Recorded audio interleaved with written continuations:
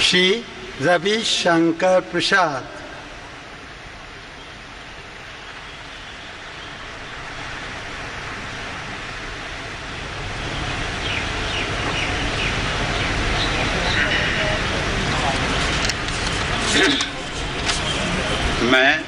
मैं रविशंकर प्रसाद ईश्वर की शपथ लेता हूं कि मैं विधि द्वारा स्थापित भारत के संविधान के प्रति सच्ची श्रद्धा और निष्ठा रखूंगा।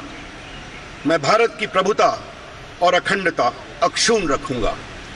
मैं संघ के मंत्री के रूप में अपने कर्तव्यों का श्रद्धापूर्वक और शुद्ध अंतःकरण से निर्वहन करूंगा तथा मैं भय या पक्षपात, अनुराग या द्वेष के बिना सभी प्रकार के लोगों के प्रति संविधान और विधि के अनुसार न्याय करूंगा।